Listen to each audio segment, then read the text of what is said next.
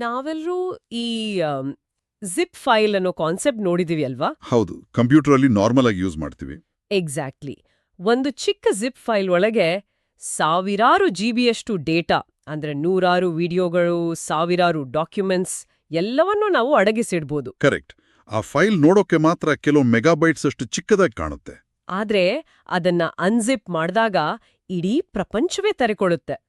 ಅಷ್ಟು ಇನ್ಫಾರ್ಮೇಶನ್ ಅದರಲ್ಲಿರುತ್ತೆ. ಆದ್ರೆ ನಾವಿವತ್ತು ಚರ್ಚೆ ಮಾಡ್ತಾ ಇರೋ ವಿಷಯ ಏನಂದ್ರೆ, ಇದೇ ರೀತಿಯ ಒಂದು ಕಂಪ್ರೆಷನ್ ಟೆಕ್ನಾಲಜಿ ಸಾವಿರಾರು ವರ್ಷಗಳ ಹಿಂದೆಯೇ ಇತ್ತು ಅಂದ್ರೆ ನೀವು ನಂಬ್ತೀರಾ? ವಾವ್, ಇದು ಕೇಳೋಕೆ ತುಂಬಾ ಕುತೂಹಲಕಾರಿಯಾಗಿದೆ. ಹೌದು. ಒಂದು ನಿರ್ದಿಷ್ಟ ವಾದದ ಪ್ರಕಾರ ಪ್ರತಿದಿನ ಕೇಳುವ ಕೇವಲ 24 ಅಕ್ಷರಗಳಿರುವ ಆ ಗಾಯತ್ರಿ ಮಂತ್ರ ಇದೆಯಲ್ಲ, ಗಾಯತ್ರಿ ಮಂತ್ರ.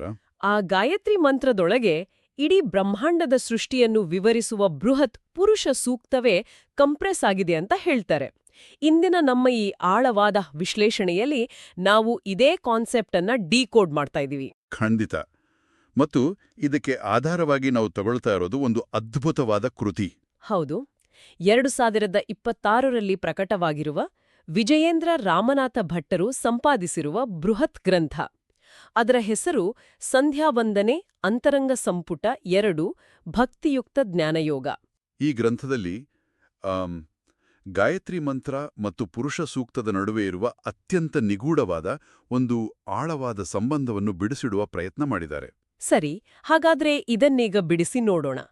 ಕೇವಲ ಕೆಲವು ಸಾಲುಗಳಿರುವ ಒಂದು ಮಂತ್ರದೊಳಗೆ ಇಡೀ ಬ್ರಹ್ಮಾಂಡದ ಸೃಷ್ಟಿ, ಸ್ಥಿತಿ ಮತ್ತು ಲಯದ ನಕ್ಷೆ ಹೇಗೆ ಅಡಗಿರಲು ಸಾಧ್ಯ ಅನ್ನೋದನ್ನ ಅರ್ಥ ಮಾಡ್ಕೊಳ್ಳೋಣ. ಶುರು ಮಾಡೋಣ. ನೋಡಿ, ಈ ವಿಶ್ಲೇಷಣೆಯನ್ನು ಆರಂಭ ಮಾಡೋಕೆ ಗ್ರಂಥದ ಮೊದಲ ಪುಟಗಳಲ್ಲಿರುವ ಒಂದು ಅತ್ಯಂತ ಆಳವಾದ ಮೆಟಾಫರ್, ಅಂದ್ರೆ ಒಂದು ರೂಪಕವನ್ನು ನಾವು ಗಮನಿಸಬೇಕು. ಓಕೆ, ಯಾವ ರೂಪಕ ಅದು?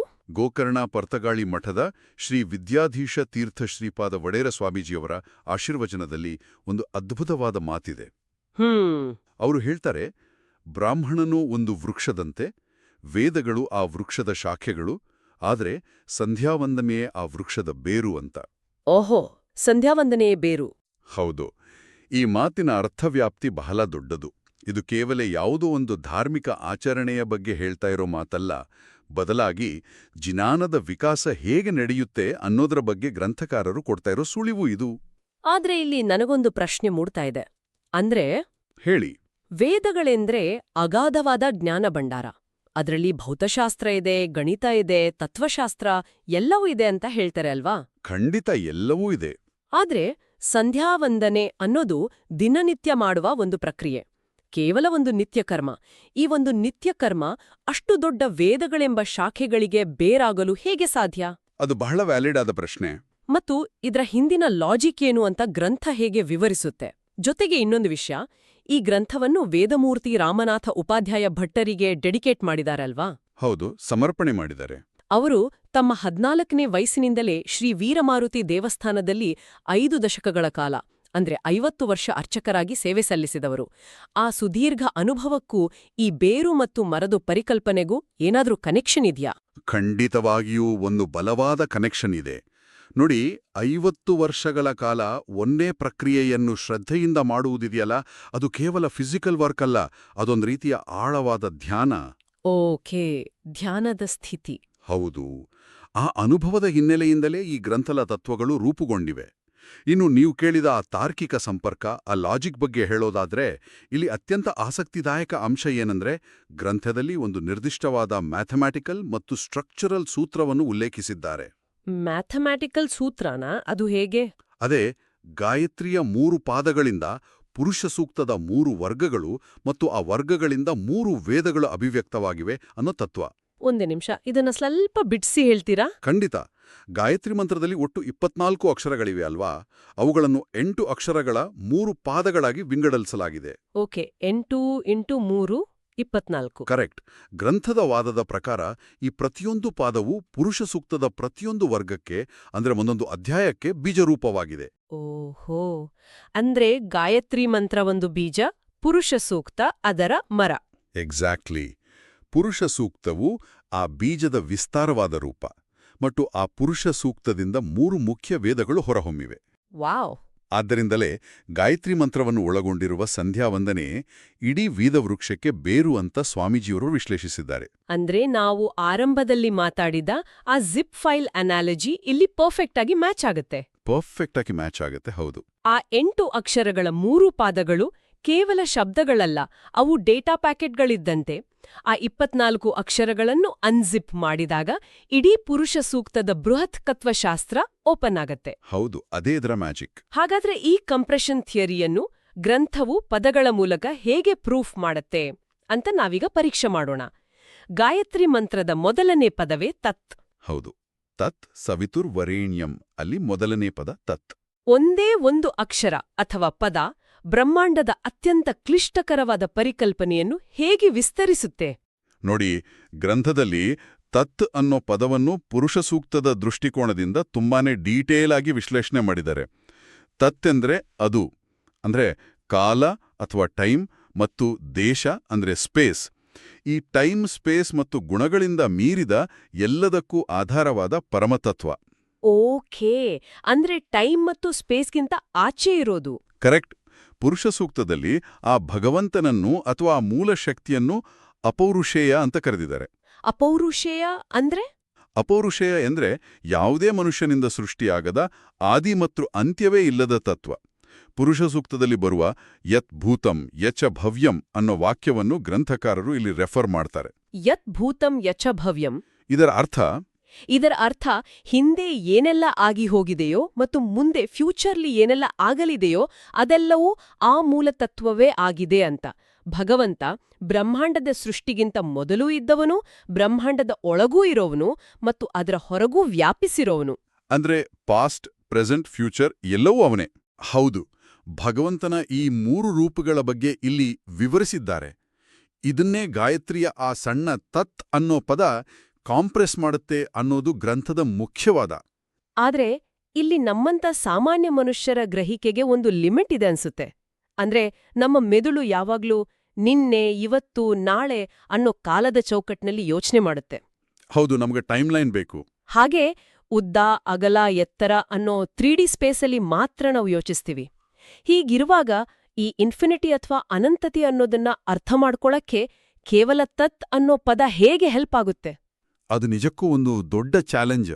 ನನಗೆ ಇಲ್ಲಿ ಆಧುನಿಕ ಭೌತಶಾಸ್ತ್ರ ಅಂದ್ರೆ ಆಸ್ಟ್ರೋಫಿಸಿಕ್ಸ್ ನೆನ್ಪಾಗ್ತಾ ಇದೆ. ಅದರಲ್ಲಿ ಎಕ್ಸ್ಪ್ಯಾಂಡಿಂಗ್ ಯೂನಿವರ್ಸ್ ಅಥವಾ ಬ್ರಹ್ಮಾಂಡದ ವಿಸ್ತರಣೆಯ ಬಗ್ಗೆ ಹೇಳ್ತಾರಲ್ವಾ? ಹೌದು, ಬಿಗ್ ಬ್ಯಾಂಗ್ ನಂತರ ಯೂನಿವರ್ಸ್ ಎಕ್ಸ್ಪ್ಯಾಂಡ್ ಆಗ್ತಾ ಇದೆ ಅಂತ. ಕರೆಕ್ಟ್. ಬ್ರಹ್ಮಾಂಡಕ್ಕೆ ಯಾವುದೇ ನಿರ್ದಿಷ್ಟ ಕೇಂದ್ರವಿಲ್ಲ, ಅದು ಎಲ್ಲಾ ಕಡೆಯಿಂದಲೂ ವಿಸ್ತರಿಸುತ್ತಿದೆ ಅಂತ ಸೈನ್ಸ್ ಹೇಳುತ್ತೆ. ಗ್ರಂಥಕಾರರು ಹೇಳುವ ಈ ತತ್ ಮತ್ತು ಆ ಅನಂತತೆಯ ನಡುವೆ ಇದೇ ರೀತಿಯ ಕಲ್ಪನೆಯನ್ನು ಮೂಡಿಸುವ ಪ್ರಯತ್ನ ಇದೆಯಾ? ಹೌದು, ಖಂಡಿತ. ಭೌತಶಾಸ್ತ್ರದ ಈ ವಿಸ್ತರಣೆಯ ಪರಿಕಲ್ಪನೆ ಇದೆಯಲ್ಲ, ಅದು ಗ್ರಂಥದ ವಾದವನ್ನು ಅರ್ಥ ಮಾಡ್ಕೊಳ್ಳಕ್ಕೆ ನಮಗೊಂದು ಸೇತುವೆ ತರ ಕೆಲಸ ಮಾಡುತ್ತೆ. ಒಂದು ಬ್ರಿಡ್ಜ್. ಈ ಅನಂತತೆಯನ್ನು ಕಲ್ಪಿಸಿಕೊಳ್ಳುವುದು ಕಷ್ಟ ಅನ್ನೋ ಕಾರಣಕ್ಕಾಗಿಯೇ ಗ್ರಂಥವು ನಿರಾಕಾರವಾದ ಆ ತತ್ನಿಂದ ಸಾಕಾರವಾದ ಸವಿತುಹ ಎಂಬ ಮುಂದಿನ ಪದದ ಕಡೆಗೆ ನಮ್ಮ ಗಮನವನ್ನು ಸೆಳೆಯುತ್ತೆ. ಓಕೆ, ತತ್ತಾದ್ಮೇಲೆ ಸವಿತುಹ. ಸವಿತುಹ ಎಂದರೆ ಸೃಷ್ಟಿಕರ್ತ. ಇದನ್ನು ನಾವು ವಿಶಾಲ ದೃಷ್ಟಿಕೋನದಿಂದ ನೋಡಿದ್ರೆ ತತ್ ಅನ್ನೋದು ಬ್ರಹ್ಮಾಂಡದ ಹಿನ್ನೆಲೆ ಅಥವಾ ಬ್ಯಾಕ್ಗ್ರೌಂಡ್ ಆದ್ರೆ ಸವಿತುಹ ಅನ್ನೋದು ಬ್ರಹ್ಮಾಂಡವನ್ನು ಸೃಷ್ಟಿಸಿದ ಪ್ರಕ್ರಿಯೆ. ಅಂದ್ರೆ ಆಕ್ಚುಯಲ್ ಕ್ರಿಯೇಷನ್ ಪ್ರಾಸೆಸ್. ಎಕ್ಸಾಕ್ಟ್ಲಿ. ಪುರುಷ ಸೂಕ್ತದ ಮೊದಲ ವರ್ಗದಲ್ಲಿ ಆ ಪರಮಪುರುಷ ಬ್ರಹ್ಮಾಂಡವನ್ನು ಮತ್ತು ಚತುರ್ಮುಖ ಬ್ರಹ್ಮನನ್ನು ಹೇಗೆ ಸೃಷ್ಟಿಸಿದ ಅನ್ನೋ ವಿವರಣೆ ಇದೆ. ಓ, ಆ ವಿವರಣೆ ಪುರುಷ ಸೂಕ್ತದಲ್ಲಿದೆ. ಹೌದು. ಇದು ಕೇವಲ ಒಂದು ವಸ್ತು ಇನ್ನೊಂದು ವಸ್ತುವನ್ನು ಉತ್ಪಾದಿಸುವ ಮೆಕ್ಯಾನಿಕಲ್ ಪ್ರಕ್ರಿಯೆ ಅಲ್ಲ. ಇದೊಂದು ಅತ್ಯಂತ ಕಾಂಪ್ಲೆಕ್ಸ್ ಆದ ಮತ್ತು ಬ್ಯೂಟಿಫುಲ್ ಆದ ಜೈವಿಕ ಜೋಡಣೆ ಅಂದ್ರೆ ಆರ್ಗ್ಯಾನಿಕ್ ಮ್ಯಾನಿಫೆಸ್ಟೇಷನ್ ಅಂತ ಗ್ರಂಥ ವಿಶ್ಲೇಷಿಸುತ್ತೆ. ಒವ್ವ ನಿಮಿಷ, ಜೈವಿಕ ಜೋಡಣೆ ಎಂದರೆ ಹೇಗೆ? ಈ ಸೃಷ್ಟಿಯ ಪ್ರಕ್ರಿಯೆಯ ಹಿಂದೆ ಇರುವ ನಿರ್ದಿಷ್ಟ ಕಾರ್ಯವಿಧಾನ ಅಥವಾ ಮೆಕ್ಯಾನಿಸಂ ಬಗ್ಗೆ ಪುರುಷ ಸೂಕ್ತ ಏನ್ ಹೇಳುತ್ತೆ ಮತ್ತು ಅದು ಗಾಯತ್ರಿಗೆ ಹೇಗೆ ಬೆಸೆಯುತ್ತೆ? ಇದನ್ನ ಅರ್ಥ ಮಾಡ್ಕೊಳ್ಳೋಕೆ ನಾವು ಪುರುಷ ಸೂಕ್ತದ 12, 13 ಮತ್ತು 14ನೇ ಮಂತ್ರಗಳನ್ನ ನೋಡಬೇಕು. ಗ್ರಂಥದಲ್ಲಿ ಇದನ್ನ ತುಂಬಾ ಆಳವಾಗಿ ವಿಶ್ಲೇಷಿಸಿದ್ದಾರೆ. ಓಕೆ, ಆ ಮಂತ್ರಗಳಲ್ಲಿ ಏನಿದೆ? ಸೃಷ್ಟಿಯ ಕ್ರಮವನ್ನು ವಿವರಿಸ್ತಾ ಪರಮಪುರುಷನ ಮುಖದಿಂದ ಬ್ರಾಹ್ಮಣರು, ತೋಳುಗಳಿಂದ ಕ್ಷತ್ರಿಯರು, ತೊಡೆಗಳಿಂದ ವೈಶ್ಯರು ಮತ್ತು ಪಾದಗಳಿಂದ ಶೂದ್ರರು ಸೃಷ್ಟಿಯಾದರು ಅಂತ ಹೇಳಲಾಗಿದೆ. ಹೌದು, ಇದು ನಾವು ಸಾಮಾನ್ಯವಾಗಿ ಕೇಳಿರೋ ವಿಷಯ. ಹಾಗೆಯೇ ಆತನ ಮನಸ್ಸಿನಿಂದ ಚಂದ್ರ, ಕಣ್ಣಿನಿಂದ ಸೂರ್ಯ, ಬಾಯಿಯಿಂದ ಇಂದ್ರ ಮತ್ತು ಅಗ್ನಿ ಹಾಗೂ ಉಸಿರಿನಿಂದ ವಾಯು ಸೃಷ್ಟಿಯಾದ ಬಗ್ಗೆ ವಿವರಿಸಲಾಗಿದೆ. ಅಂದ್ರೆ ಆ ಸವಿತೂಹು ಅಥವಾ ಮೂಲ ಸೃಷ್ಟಿಕರ್ತನ ಒಂದೊಂದು ಅಂಶದಿಂದಲೂ ಈ ಜಗತ್ತಿನ ಒಂದೊಂದು ಶಕ್ತಿ ಹೊರಹೊಮ್ಮಿದೆ ಅನ್ನೋದು ಇಲ್ಲಿನ ವಾದ. ನೋಡಿ, ಇಲ್ಲಿ ಮತ್ತೊಂದು ಅತ್ಯಂತ ಕುತೂಹಲಕಾರಿ ಆದ್ರೆ ಸೆನ್ಸಿಟಿವ್ ಆದ ವಿಚಾರ ಇದೆ. ಹೇಳಿ.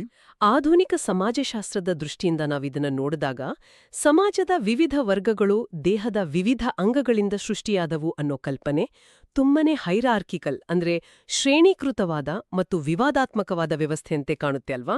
ಹೌದು, ಮೇಲ್ನೋಟಕ್ಕೆ ಹಾಗೆ ಅನ್ಸುತ್ತೆ. ಇದು ಸಮಾಜದಲ್ಲಿ ಮೇಲು ಕೀಳು ಎಂಬ ಭಾವನೆಗೆ ಆಸ್ಪದ ನೀಡುವುದಿಲ್ವಾ? ಗ್ರಂಥವು ಈ ಸೂಕ್ಷ್ಮವಾದ ವಿಷಯವನ್ನು ಹೇಗೆ ನಿಭಾಯಿಸುತ್ತೆ? ಇದನ್ನ ನಾವು ಅಕ್ಷರಶಃ ಅಂದ್ರೆ ಲಿಟ್ರಲ್ ಆಗಿ ತಗೋಬೇಕಾ ಅಥವಾ ಇದರ ಹಿಂದೆ ಬೇರೆದೇ ಆದ ವಿಶ್ಲೇಷಣೆ ಇದೆಯಾ? ಇದು ನಿಜಕ್ಕೂ ಬಹಳ ಮುಖ್ಯವಾದ ಮತ್ತು ಸೂಕ್ಷ್ಮವಾದ ಪ್ರಶ್ನೆ. ಗ್ರಂಥಕಾರರು ಇದನ್ನ ಅಕ್ಷರಶಃ ಭೌತಿಕ ದೇಹದ ವಿಭಜನೆ ಅಂತ ಯಾವತ್ತೂ ಅರ್ಥೈಸಬಾರದು ಅಂತ ಬಹಳ ಸ್ಪಷ್ಟವಾಗಿ ಪ್ರತಿಪಾದಿಸಿದ್ದಾರೆ. ಓಕೆ, ಲಿಟ್ರಲ್ ಮೀನಿಂಗ್ ಅಲ್ಲ. ಖಂಡಿತ ಅಲ್ಲ. ಅವರು ನೀಡುವ ವಿವರಣೆಯ ಪ್ರಕಾರ ಇದೊಂದು ಮೆಟಫರ್ ಅಂದ್ರೆ ರೂಪಕ. ಇಡೀ ಬ್ರಹ್ಮಾಂಡವೇ ಒಂದು ಬೃಹತ್ ಜೀವಂತ ಅಂಗರಚನೆ ಅಂದ್ರೆ ಕಾಸ್ಮಿಕ್ ಇಂಟರ್ಕನೆಕ್ಟೆಡ್ ಬಾಡಿ ಇದ್ದ ಹಾಗೆ. ಆಹಾ, ಕಾಸ್ಮಿಕ್ ಇಂಟರ್ಕನೆಕ್ಟೆಡ್ ಬಾಡಿ. ಹೌದು. ನಮ್ಮ ಫಿಸಿಕಲ್ ಬಾಡಿಯಲ್ಲಿ ಕಣ್ಣು, ಕೈ, ಕಾಲು, ಮನಸ್ಸು ಹೇಗೆ ಪರಸ್ಪರ ಅವಲಂಬಿತವಾಗಿ ಒಟ್ಟಾಗಿ ಕೆಲಸ ಮಾಡಬೇಕೋ ಹಾಗೆಯೇ ಸಮಾಜದ ಪ್ರತಿಯೊಂದು ಅಂಗವೂ ಪರಸ್ಪರ ಅವಲಂಬಿತವಾಗಿದೆ. ಮುಖವು ಜ್ಞಾನದ ಪ್ರಸಾರವನ್ನು ರೆಪ್ರೆಸೆಂಟ್ ಮಾಡಿದ್ರೆ, ತೋಳುಗಳು ರಕ್ಷಣೆಯನ್ನು, ತೊಡೆಗಳು ಆರ್ಥಿಕ ವಹಿವಾಟನ್ನು, ಪಾದಗಳು ಅಡಿಪಾಯ ಅಥವಾ ಸೇವೆಯನ್ನು ಪ್ರತಿನಿಧಿಸುತ್ತವೆ. ಅಂದ್ರೆ ಇದು ಕೇವಲ ಡಿವಿಷನ್ ಆಫ್ ಲೇಬರ್ ಇದ್ದ ಹಾಗೆ. ಎಕ್ಸಾಕ್ಟ್ಲಿ. ಇದರಲ್ಲಿ ಯಾವುದು ಹೆಚ್ಚು ಯಾವುದು ಕಡಿಮೆ ಎನ್ನುವ ಪ್ರಶ್ನೆಯೇ ಬರೋದಿಲ್ಲ. ಯಾಕಂದ್ರೆ ಪಾದಗಳಿಲ್ಲದೆ ಇಡೀ ದೇಹ ನಿಲ್ಲೋಕೆ ಸಾಧ್ಯನೇ ಇಲ್ಲ. ನಿಜ, ಪಾದಗಳೇ ಬೇಸ್. ಹಾಗೆಯೇ ನಿಸರ್ಗದಲ್ಲಿಯೂ ಚಂದ್ರನು ಮನಸ್ಸಿನ ಏರಿಳಿತಗಳನ್ನು, ಸೂರ್ಯನು ಜ್ಞಾನ ಮತ್ತು ಬೆಳಕನ್ನು, ವಾಯುವು ಉಸಿರನ್ನು ಪ್ರತಿನಿಧಿಸುತ್ತವೆ. ಇದು ಫಂಕ್ಷನಲ್ ಇಂಟರ್ಡಿಪೆಂಡೆನ್ಸ್ ಅಥವಾ ಪರಸ್ಪರ ಕಾರ್ಯವೈಖರಿಯ ಸಂಕೇತವೇ ಹೊರತು ಸಾಮಾಜಿಕ ಶ್ರೇಣೀಕರಣ ಅಲ್ಲ ಅನ್ನೋದು ಗ್ರಂಥದ ಸ್ಪಷ್ಟ ನಿಲುವು. ಓಕೆ, ಇದು ತುಂಬಾ ಇಂಟ್ರೆಸ್ಟಿಂಗ್ ಆಗಿದೆ. ಒಂದು ವೇಳೆ ಇಡೀ ಬ್ರಹ್ಮಾಂಡವೇ ಸವಿತುಹು ನಿರ್ಮಿಸಿದ ಒಂದು ಬೃಹತ್ ಜೀವಂತ ಅಂಗರಚನೆ ಆಗಿದ್ರೆ ಮತ್ತು ನಾವೆಲ್ಲರೂ ಅದರ ಭಾಗವಾಗಿದ್ರೆ ಈ ವ್ಯವಸ್ಥೆಯನ್ನು ಮೇಂಟೈನ್ ಮಾಡೋದು ಅತ್ಯಂತ ಸವಾಲಿನ ಕೆಲಸ ಅಲ್ವಾ? ಹೌದು. ಅಷ್ಟು ದೊಡ್ಡ ಸಿಸ್ಟಮ್ ಅನ್ನ ಮೇಂಟೈನ್ ಮಾಡೋದು ಸುಲಭ ಅಲ್ಲ. ಯಾವುದೇ ದೊಡ್ಡ ಸಿಸ್ಟಮ್ ತಗೊಂಡ್ರೂ ಅದರಲ್ಲಿ ಕಾಲಕ್ರಮೇಣ ದೋಷಗಳು ಅಥವಾ ಎರರ್ಸ್ ಬರೋದು ಸಹಜ. ಸೈನ್ಸಲ್ಲಿ ಇದನ್ನ ಎಂಟ್ರೋಪಿ ಅಂತಾರೆ. ಬ್ರಹ್ಮಾಂಡದ ಈ ನೀಲನಕ್ಷೆಯಲ್ಲಿ ಮನುಷ್ಯರು ಅನುಭವಿಸುವ ನೋವು, ದುಃಖ ಅಥವಾ ಈ ವ್ಯವಸ್ಥೆಯಲ್ಲಿನ ದೋಷಗಳನ್ನು ಸರಿಪಡಿಸುವ ಬಗ್ಗೆ ಮಂತ್ರದಲ್ಲೇನಾದ್ರೂ ಹೇಳಿದ್ದಾರಾ? ನಿಖರವಾಗಿ. ಇದೇ ಕಾರಣಕ್ಕಾಗಿ ಗಾಯತ್ರಿ ಮಂತ್ರದ ಮುಂದಿನ ಪದಗಳು ಬರ್ತವೆ. ಅದೇ ವರೆಣ್ಯಂ ಭರ್ಗಃ ದೇವಸ್ಯ. ಓಕೆ, ಈ 3 ಪದಗಳು. ಈ 3 ಪದಗಳು ಆ ಬೃಹತ್ ವ್ಯವಸ್ಥೆಯನ್ನ ಹೇಗೆ ಕಂಟ್ರೋಲ್ ಮಾಡಲಾಗುತ್ತೆ ಮತ್ತು ಅದರಲ್ಲಿನ ದೋಷಗಳನ್ನ ಹೇಗೆ ನಿವಾರಿಸಲಾಗುತ್ತೆ ಅನ್ನೋದನ್ನ ವಿವರಿಸ್ತವೆ. ಮೊದಲನೇದು ವರೆಣ್ಯಂ. ವರೆಣ್ಯಂ ಅಂದ್ರೆ ಏನು? ವರೆಣ್ಯಂ ಅಂದ್ರೆ ಅತ್ಯಂತ ಶ್ರೇಷ್ಠನಾದವನು ಅಂತ. ಪುರುಷ ಸೂಕ್ತದಲ್ಲಿ ಬರುವ ಸಹಸ್ರಶೀರ್ಷ ಪುರುಷಃ ಅಂದ್ರೆ 1000 ತಲೆಗಳು, ಕಣ್ಣುಗಳು, ಪಾದಗಳುಳ್ಳವನು ಅನ್ನೋದು ಈ ವರೇಣ್ಯತ್ವವನ್ನು ಸೂಚಿಸುತ್ತೆ. ಆಹಾ. ಇದು ಆ ಮೂಲಶಕ್ತಿಯ ಅಗಾಧತೆಯನ್ನ ಮತ್ತು ಪ್ರಕೃತಿಯ ಮಿತಿಗಳನ್ನು ಮೀರಿ ನಿಲ್ಲುವ ಶ್ರೇಷ್ಠತೆಯನ್ನು ತೋರಿಸುತ್ತೆ. ಆತ ಪ್ರಕೃತಿಯನ್ನು ಮೀರಿದ ಶಕ್ತಿಯಾಗಿರೋದ್ರಿಂದಲೇ ವ್ಯವಸ್ಥೆಯ ದೋಷಗಳನ್ನು ಸರಿಪಡಿಸಲು ಶಕ್ತನಾಗ್ತಾನೆ. ಹಾಗಾದ್ರೆ ಆ ದೋಷಗಳನ್ನು ಸರಿಪಡಿಸುವ ನಿರ್ದಿಷ್ಟ ಪ್ರಕ್ರಿಯೆ ಯಾವುದು? ಭರ್ಗಃ ಎನ್ನುವ ಪದಕ್ಕೂ ಇದಕ್ಕೂ ಏನಾದ್ರೂ ಕನೆಕ್ಷನ್ ಇದೆಯಾ? ಖಂಡಿತ ಇದೆ. ಭರ್ಗಃ ಎಂದ್ರೆ ಸಂಸಾರದ ದುಃಖಗಳನ್ನು ನಾಶ ಮಾಡುವವನು ಅಂತ ಅರ್ಥ. ದುಃಖಗಳನ್ನು ನಾಶ ಮಾಡುವವನು. ಗ್ರಂಥದಲ್ಲಿ ವಿವರಿಸಿರುವ ಹಾಗೆ ದೇವತೆಗಳು ಕೂಡ ಒಮ್ಮೆ ಸಂಸಾರದ ಅಥವಾ ಲೌಕಿಕ ಜಗತ್ತಿನ ಜಂಜಾಟಗಳಲ್ಲಿ ಸಿಲುಕೊಂಡಿದ್ರು. ದೇವತೆಗಳಿಗೂ ದುಃಖ ಬಂದಿತ್ತಾ? ಹೌದು. ಆಗ ಅವರು ಭಗವಂತನ ಒಲವನ್ನು ಪಡೆಯಲು ಮತ್ತು ಈ ದುಃಖದಿಂದ ಮುಕ್ತರಾಗಲು ಮಾನಸ ಯಜ್ಞ ಅಂದ್ರೆ ಮಾನಸಿಕ ಆರಾಧನೆಯನ್ನು ಮಾಡಿದರು. ಆ ಆರಾಧನೆಯಿಂದ ಪ್ರಸನ್ನನಾದ ಭಗವಂತ ಅವರ ಸಂಸಾರ ಭಾವನೆಯನ್ನು ಅಂದ್ರೆ ಲೌಕಿಕ ದುಃಖಗಳನ್ನು ನಾಶ ಮಾಡಿದ. ಓಕೆ, ಇಲ್ಲಿ ಮಾನಸ ಯಜ್ಞ ಅನ್ನೋದು ಬಂತು. ಭರ್ಜಯತಿ ಕ್ಲೇಶಾಂ ಸಂಸಾರ ಭಾವನಾಂ ಎಂಬ ವಾಕ್ಯವು ಭರ್ಗಃ ಪದದ ಅರ್ಥವನ್ನು ಬಹಳ ಸುಂದರವಾಗಿ ಕಟ್ಟಿಕೊಡಿಸ್ತೆ ಅಂತ ಗ್ರಂಥವಾದಿಸುತ್ತೆ. ಆತ ಕೇವಲ ಸೃಷ್ಟಿಕರ್ತ ಮಾತ್ರ ಅಲ್ಲ, ನಮ್ಮ ಒಳಗಿನ ಕ್ಲೇಶಗಳನ್ನು ಸುಟ್ಟುಹಾಕುವ ಭರ್ಗ ಕೂಡ ಹೌದು. ಇಲ್ಲಿ ನೀವು ಹೇಳಿದ ಮಾನಸ ಯಜ್ಞ ಅನ್ನೋ ಪದ ಬಳಕೆ ಬಹಳ ಕುತೂಹಲ ಮೂಡಿಸುತ್ತೆ. ಯಾಕಂದ್ರೆ ಯಜ್ಞ ಎಂದರೆ ನಮಗೆ ಸಾಮಾನ್ಯವಾಗಿ ನೆನ್ಪಾಗೋದು ಅಗ್ನಿಕುಂಡದ ಮುಂದೆ ಕುಳಿತು ಮಂತ್ರ ಪಠಿಸುತ್ತಾ ತುಪ್ಪ ಸಮೆತ್ತುಗಳನ್ನು ಅರ್ಪಿಸುವ ಒಂದು ಫಿಸಿಕಲ್ ಪ್ರಾಸೆಸ್ ಅಲ್ವಾ? ಹೌದು, ನಾರ್ಮಲ್ ಆಗಿ ನಾವು ಯೋಚಿಸೋದು ಹಾಗೇನೆ. ಆದರೆ ಗ್ರಂಥವು ಹೇರುವ ಮಾನಸ ಯಜ್ಞ ಸಂಪೂರ್ಣವಾಗಿ ಒಂದು ಮಾನಸಿಕ ಪ್ರಕ್ರಿಯೆಯಂತೆ ಕಾಣ್ತಾ ಇದೆ. ನಾವಿದನ್ನ ಆಧುನಿಕ ತಂತ್ರಜ್ಞಾನದ ಭಾಷೆಯಲ್ಲಿ ಹೇಳೋದಾದ್ರೆ ಈ ಭರ್ಗಹ ಅನ್ನೋದು ಒಂದು ಪ್ರಬಲವಾದ ಕಾಸ್ಮಿಕ್ ಆಂಟಿವೈರಸ್ ಇದ್ದಾಗೆ. ವಾವ್, ಕಾಸ್ಮಿಕ್ ಆಂಟಿವೈರಸ್, ಒಳ್ಳೆ ಅನಾಲಜಿ ಇದು. ಹೌದಲ್ವಾ? ಮನುಷ್ಯ ಲೌಕಿಕ ಜೀವನದಲ್ಲಿ ಸಿಲುಕಿ ದುಃಖ, ಕ್ಲೇಶ, ಕೋಪ ಎನ್ನುವ ವೈರಸ್ಗಳಿಗೆ ತುತ್ತಾದಾಗ ಈ ಆಂಟಿವೈರಸ್ ಅನ್ನು ರನ್ ಮಾಡಬೇಕಾಗತ್ತೆ. ಆ ಆಂಟಿವೈರಸ್ ಅನ್ನು ಆಕ್ಟಿವೇಟ್ ಮಾಡುವ ಇಂಟರ್ಫೇಸ್ ಈ ಮಾನಸ ಯಜ್ಞಾನ. ಇದು ಹೇಗೆ ಕೆಲಸ ಮಾಡುತ್ತೆ ಅಂತ ಗ್ರಂಥದಲ್ಲಿ ಏನಾದ್ರೂ ಎಕ್ಸ್ಪ್ಲೇನ್ ಮಾಡಿದಾರಾ? ಹೌದು, ನಿಮ್ಮ ಆಂಟಿವೈರಸ್ ಉಪಮೆ ಇಲ್ಲಿನ ತತ್ವವನ್ನು ಬಹಳ ಸಿಂಪಲ್ ಆಗಿ ಎಕ್ಸ್ಪ್ಲೇನ್ ಮಾಡುತ್ತೆ. ಗ್ರಂಥದ ಪ್ರಕಾರ ಮಾನಸ ಯಜ್ಞ ಅಂದ್ರೆ ಕೇವಲ ಕಣ್ಮುಚ್ಚಿ ಸುಮ್ಮನೆ ಕೂರೋದಲ್ಲ, ಅದೊಂದು ಅತ್ಯಂತ ವ್ಯವಸ್ಥಿತವಾದ ಧ್ಯಾನದ ಪ್ರಕ್ರಿಯೆ. ಓಕೆ, ಒಂದು ಸಿಸ್ಟಮ್ಯಾಟಿಕ್ ಮೆಡಿಟೇಷನ್. ಹೌದು, ಭೌತಿಕ ಯಜ್ಞದಲ್ಲಿ ಬೆಂಕಿಗೆ ವಸ್ತುಗಳನ್ನು ಅರ್ಪಿಸುವ ಹಾಗೆ ಮಾನಸ ಯಜ್ಞದಲ್ಲಿ ನಮ್ಮ ಅಹಂಕಾರ, ಕೋಪ ಮತ್ತು ಲೌಕಿಕ ಆಸೆಗಳನ್ನು ಆಂತರಿಕ ಜ್ಞಾನಾಗ್ನಿಗೆ ಅಂದ್ರೆ ಫೈರ್ ಆಫ್ ನಾಲೆಜ್ಗೆ ಅರ್ಪಿಸಬೇಕು. ವಾವ್, ಯೋಚನೆಗಳೇ ಅಲ್ಲಿನ ಅರ್ಪಣೆ. ಎಕ್ಸಾಕ್ಟ್ಲಿ, ಯೋಚನೆಗಳೇ ಅರ್ಪಣೆ ಮತ್ತು ಏಕಾಗ್ರತೆಯೇ ಅಲ್ಲಿನ ಅಗ್ನಿ. ಇದು ಮನಸ್ಸಿನ ಅತ್ಯಂತ ಆಳದಲ್ಲಿ ನಡೆಯುವ ಒಂದು ರೀತಿಯ ಸಿಸ್ಟಮ್ ರಿಸೆಟ್ ಇದ್ದ ಹಾಗೆ. System reset. ಈ ಮಾನಸ ಯಜ್ಞದ ಮೂಲಕ ಮಾತ್ರ ನಾವು ಭರ್ಗಹನ ಅನುಗ್ರಹವನ್ನು ಪಡೆಯಲು ಸಾಧ್ಯ ಮತ್ತು ಆ ಮೂಲಕ ನಮ್ಮ ಒಳಗಿನ ನೆಗೆಟಿವ್ ಅಂಶಗಳನ್ನು ಡಿಲೀಟ್ ಮಾಡ್ಬೋದು ಅಂತ ವಿಶ್ಲೇಷಿಸಿದ್ದಾರೆ. ಇದು ನಿಜಕ್ಕೂ ಒಂದು ಆಳವಾದ ಸೈಕೊಲಾಜಿಕಲ್ ಪ್ರಾಸೆಸ್ ತರ ಕಾಣ್ತಾ ಇದೆ. ಸರಿ, ಇನ್ನು ಗಾಯತ್ರಿಯ ಕೊನೆಯ ಪ್ರಮುಖ ಪದ ದೇವಸ್ಯ, ಇದರ ಬಗ್ಗೆ ಗ್ರಂಥದ ವಿಶ್ಲೇಷಣೆ ಏನು? ದೇವಸ್ಯ ಎಂದರೆ ಬೆಳಗುತ್ತಿಡುವನು, ಪ್ರಕಾಶಮಾನವಾದವನು ಮತ್ತು ಎಲ್ಲವನ್ನೂ ನಿಯಂತ್ರಿಸುವನು ಅಂತ. ಸೃಷ್ಟಿಯ ಆರಂಭದಲ್ಲಿ ಚತುರ್ಮುಖ ಬ್ರಹ್ಮನ ಸೃಷ್ಟಿಯ ಬಗ್ಗೆ ನಾವಾಗಲೇ ಮಾತಾಡಿದ್ವಲ್ವಾ? ಹೌದು, ಬ್ರಹ್ಮನ ಸೃಷ್ಟಿ. ಆ ಬ್ರಹ್ಮನಿಗೂ ಜಗತ್ತನ್ನು ಆಳುವ ಶಕ್ತಿಯನ್ನು, ಆ ಅಥಾರಿಟಿಯನ್ನು ನೀಡಿದವನು ಇದೇ ಪರಮಪುರುಷ. ಇಡೀ ಬ್ರಹ್ಮಾಂಡವನ್ನು ಸೃಷ್ಟಿಸಿ ಸುಮ್ಮನಾಗದೆ ಆ ಬ್ರಹ್ಮಾಂಡದ ಪ್ರತಿಯೊಂದು ಚಟುವಟಿಕೆಯನ್ನು, ಪ್ರತಿಯೊಂದು ಕಣದ ಚಲನೆಯನ್ನು ಒಳಗಿ ನಿಂತು ನಡೆಸುವ ಮತ್ತು ಕಂಟ್ರೋಲ್ ಮಾಡುವ ದಿವ್ಯ ಶಕ್ತಿಯೇ ದೇವಸ್ಯ. ಓಹೋ, ಅಂದ್ರೆ ಕಂಟ್ರೋಲರ್ ಕೂಡ ಅವನೇ? ಹೌದು, ಅಂದ್ರೆ ಸೃಷ್ಟಿ ಸವಿತುಹು, ನಿರ್ವಹಣೆ ದೇವಸ್ಯ ಮತ್ತು ದೋಷ ನಿವಾರಣೆ ಅಥವಾ ಲಯ ಭರ್ಗಃ, ಈ ಮೂರು ಪ್ರಕ್ರಿಯೆಗಳು ಗಾಯತ್ರಿಯ ಒಂದೊಂದು ಪದದಲ್ಲಿ ಅಡಗಿವೆ. ಹಾಗಾದ್ರೆ ಇಷ್ಟೊತ್ತು ನಾವು ಚರ್ಚೆ ಮಾಡಿದ ವಿಷಯದ ಒಟ್ಟಾರೆ ಸಾರಾಂಶವನ್ನು ನಾವು ನೋಡೋದಾದ್ರೆ, ಈ ಸಂಧ್ಯಾವಂದನೆ ಅಂತರಂಗ ಅನ್ನೋ ಗ್ರಂಥ ಬಹಳ ಸ್ಪಷ್ಟವಾದ ಒಂದು ಚಿತ್ರಣವನ್ನ ನಮ್ಮ ಮುಂದಿಡುತ್ತೆ. ಗಾಯತ್ರಿ ಮಂತ್ರ ಅನ್ನೋದು ಕೇವಲ ಬಾಯಲ್ಲಿ ಉಚ್ಚರಿಸುವ ಸ್ವರಗಳ ಜೋಡಣೆ ಅಲ್ಲ, ಅಥವಾ ಯಾವುದೋ ಒಂದು ದೇವತೆಯನ್ನು ಮೆಚ್ಚಿಸಲು ಮಾಡುವ ಪ್ರಾರ್ಥನೆ ಮಾತ್ರವಲ್ಲ. ಖಂಡಿತ ಅಲ್ಲ. ಬದಲಾಗಿ ಅದೊಂದು ಸಂಪೂರ್ಣವಾದ ಬ್ರಹ್ಮಾಂಡದ ನೀಲನಕ್ಷೆ, ಅಂದ್ರೆ ಅದು ಕಾಸ್ಮಿಕ್ ಬ್ಲೂ ಪ್ರಿಂಟ್. ಆ 24 ಅಕ್ಷರಗಳ ಪುಟ್ಟ ಜಿಪ್ ಫೈಲ್ ಒಳಗೆ ಇಡೀ ಪುರುಷ ಸೂಕ್ತದ ಅಸ್ತಿತ್ವ ಅಡಗಿದೆ ಮತ್ತು ವೇದಗಳ ಅಗಾಧವಾದ ಜ್ಞಾನಶಾಖೆಗಳು ಈ ಬೇರಿನಿಂದಲೇ ಹುಟ್ಕೊಂಡಿವೆ ಅನ್ನೋ ವಾದವನ್ನು ಗ್ರಂಥಕಾರರು ಅತ್ಯಂತ ತಾರ್ಕಿಕವಾಗಿ, ಲಾಜಿಕಲ್ ಆಗಿ ಪ್ರೆಸೆಂಟ್ ಮಾಡಿದ್ದಾರೆ. ಹೌದು, ಮತ್ತು ಇಂಥ ವಿಶ್ಲೇಷಣೆಗಳನ್ನು ಅಧ್ಯಯನ ಮಾಡೋದ್ರಿಂದ ಆಗುವ ಅತೀ ದೊಡ್ಡ ಲಾಭ ಏನೆಂದರೆ ಅದು ನಮ್ಮ ದೈನಂದಿನ ಆಚರಣೆಗಳಿಗೆ ಒಂದು ಹೊಸ ಆಳವನ್ನು ಕೊಡುತ್ತೆ. ನಿಜ. ಕೇವಲ ಮೆಕ್ಯಾನಿಕಲ್ ಆಗಿ, ಯಾಂತ್ರಿಕವಾಗಿ ಒಂದು ಮಂತ್ರವನ್ನು ಪಠಿಸೋದಕ್ಕೂ ಅದರ ಪ್ರತಿಯೊಂದು ಅಕ್ಷರದ ಹಿಂದಿರುವ ಸೃಷ್ಟಿ, ಸ್ಥಿತಿ ಮತ್ತು ಲಯದ ಅಗಾಧ ವಿನ್ಯಾಸವನ್ನು ಅರ್ಥಮಾಡಿಕೊಂಡು ಪಠಿಸೋದಕ್ಕೂ ಅಜಗಜಾಂತರ ವ್ಯತ್ಯಾಸ ಇದೆ ಅಲ್ವಾ? ಹೌದು, ಫೀಲ್ ಕಂಪ್ಲೀಟ್ಲಿ ಚೇಂಜ್ ಆಗುತ್ತೆ. ಗ್ರಂಥಕಾರರಾದ ವಿಜೇಂದ್ರ ರಾಮನಾಥ ಭಟ್ಟರು ಈ ಕೃತಿಯ ಮೂಲಕ ಆ ಅಂತರವನ್ನು, ಆ ಗ್ಯಾಪನ್ನ ಅಳಿಸುವ ಪ್ರಯತ್ನವನ್ನು ಯಶಸ್ವಿಯಾಗಿ ಮಾಡಿದ್ದಾರೆ ಅಂತಲೇ ಹೇಳಬಹುದು. ಖಂಡಿತ. ಕಲಿಯುವ ಆಸಕ್ತಿ ಇರುವ ಪ್ರತಿಯೊಬ್ಬರಿಗೂ ಇದೊಂದು ಹೊಸ ಪರ್ಸ್ಪೆಕ್ಟಿವ್ ಕೊಡುತ್ತೆ. ಮುಂದಿನ ಬಾರಿ ನಾವೆಲ್ಲರೂ ಎಲ್ಲಿಯಾದ್ರೂ ಗಾಯತ್ರಿ ಮಂತ್ರವನ್ನು ಕೇಳಿದಾಗ ಅದು ಕೇವಲ ಕಿವಿಗೆ ಬೀಳುವ ಶಬ್ದವಾಗಬಾರ್ದು ಅಲ್ವಾ? ಹೌದು, ಅದರ ಅರ್ಥ ಮನಸ್ಸಿಗೆ ಮುಟ್ಟಬೇಕು. ಅದರ ಪ್ರತಿಯೊಂದು ಉಚ್ಚಾರಣೆಯಲ್ಲೂ ಇಡೀ ಪುರುಷ ಸೂಕ್ತದ ಸೃಷ್ಟಿಯ ಕಲ್ಪನೆ, ಮಾನಸ ಯಜ್ಞದ ಮೂಲಕ ದುಃಖಗಳನ್ನು ಕಳೆದುಕೊಳ್ಳುವ ವಿಧಾನ ಮತ್ತು ಆ ಪರಮಶಕ್ತಿಯ ನಿಯಂತ್ರಣ ಇವೆಲ್ಲವೂ ನಮ್ಮ ಕಣ್ಮುಂದೆ ಬರಬೇಕು. ಈ ಗ್ರಂಥವು ನೀಡುವ ಅತಿದೊಡ್ಡ ಕೊಡುಗೆಯೆಂದರೆ ಇದೇ ಜಾಗೃತಿ. ಎಕ್ಸಾಕ್ಟ್ಲಿ.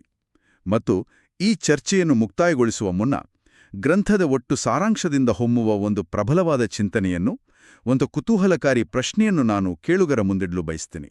ಓಕೆ, ಖಂಡಿತ ಹೇಳಿ. ನೋಡಿ, ಇಂದು ಆಧುನಿಕ ಭೌತಶಾಸ್ತ್ರಜ್ಞರು ಇಡೀ ಬ್ರಹ್ಮಾಂಡದ ಎಲ್ಲಾ ನಿಯಮಗಳನ್ನು ಗ್ರಾವಿಟೇಷನಲ್ ಫೋರ್ಸ್ನಿಂದ ಹಿಡಿದು ಕ್ವಾಂಟಮ್ ಮೆಕ್ಯಾನಿಕ್ಸ್ವರೆಗಿನ ಎಲ್ಲಾ ಶಕ್ತಿಗಳನ್ನೂ ಒಂದೇ ಒಂದು ಗಣಿತದ ಸಮೀಕರಣದಲ್ಲಿ ತಂದು ನಿಲ್ಲಿಸಲು ಟ್ರೈ ಮಾಡ್ತಾ ಇದ್ದಾರೆ. ಹೌದು, ಅದನ್ನೇ ಥಿಯರಿ ಆಫ್ ಎವ್ರಿಥಿಂಗ್ ಅಂತ ಕರೆಯೋದಲ್ವಾ? ಕರೆಕ್ಟ್. Theory of everything. ಅದಕ್ಕಾಗಿ ಹಗಲಿರುಳು ಸಂಶೋಧನೆ ನಡೆಸ್ತಾ ಇದ್ದಾರೆ. ಆದರೆ ಈ ಗ್ರಂಥದ ವಾದವನ್ನು ನಾವು ಗಮನಿಸಿದ್ರೆ ಒಂದು ಅಚ್ಚರಿಯ ವಿಷಯ ಹೊಳೆಯುತ್ತೆ. ಏನು ಆಶ್ಚರ್ಯ! ಸಾವಿರಾರು ವರ್ಷಗಳ ಹಿಂದೆಯೇ ನಮ್ಮ ಪ್ರಾಚೀನ ಚಿಂತಕರು ಇಡೀ ಸೃಷ್ಟಿಯ ರಹಸ್ಯವನ್ನು, ಬ್ರಹ್ಮಾಂಡದ ಹುಟ್ಟು, ಅದರ ವಿಸ್ತಾರ, ಅದರ ನಿರ್ವಹಣೆ ಮತ್ತು ಮನುಷ್ಯನ ಮನಸ್ಸಿನೊಂದಿಗಿನ ಅದರ ಕನೆಕ್ಷನ್ ಅನ್ನು ಕೇವಲ 24 ಅಕ್ಷರಗಳಲ್ಲಿ ಒಂದು ಥಿಯರಿ ಆಫ್ ಎವ್ರಿಥಿಂಗ್ನಂತೆ ಕಂಪ್ರೆಸ್ ಮಾಡಿರುವ ಪ್ರಯತ್ನ ಮಾಡಿದ್ರು ಅಲ್ವಾ? ವಾವ್, ನಿಜಕ್ಕೂ ಅಮೇಜಿಂಗ್! ಇಂಥದೊಂದು ಮಹಾನ್ ಬೌದ್ಧಿಕ ಸಾಹಸದ ಬಗ್ಗೆ ಯೋಚಿಸಿದ್ರೆ ಪ್ರಾಚೀನ ಭಾರತೀಯ ಜ್ಞಾನ ಪರಂಪರೆಯ ಆಳ ಮತ್ತು ವಿಸ್ತಾರ ಎಷ್ಟಿರಬಹುದು ಅನ್ನೋ ಪ್ರಶ್ನೆ ನಮ್ಮಲ್ಲಿ ಮೂಡೋದಿರದು. ಆಬ್ಸಲ್ಯೂಟ್ಲಿ. ಆ ಪುಟ್ಟ ನಕ್ಷೆಯಲ್ಲಿ ಕೇವಲ ಭೌತಿಕ ಗಡಿಗಳಿರ್ಲಿಲ್ಲ, ಇಡೀ ಬ್ರಹ್ಮಾಂಡದ ರಹಸ್ಯವೇ ಇತ್ತು ಎನ್ನುವ ಈ ವಾದ ನಿಜಕ್ಕೂ ಬೆರಗುಗೊಳಿಸುವಂತಹದು. ಹೌದು, ಅದ್ಭುತವಾದ ವಿಷಯ ಇದು. ಇದು ಕೇವಲ ಅಕ್ಷರಗಳಲ್ಲ, ಅಕ್ಷರಗಳ ಒಳಗೆ ಅಡಗಿರುವ ಬ್ರಹ್ಮಾಂಡದ ವಿನ್ಯಾಸ. ಮತ್ತೊಂದು ಕುತೂಹಲಕಾರಿ ವಿಷಯದೊಂದಿಗೆ ಮುಂದಿನ ಆಳವಾದ ವಿಶ್ಲೇಷಣೆಯಲ್ಲಿ ಭೇಟಿಯಾಗೋಣ. ಅಲ್ಲಿಯವರೆಗೆ ಈ ಬ್ರಹ್ಮಾಂಡದ ರಹಸ್ಯಗಳ ಬಗ್ಗೆ ಆಲೋಚಿಸುತ್ತಿರಿ.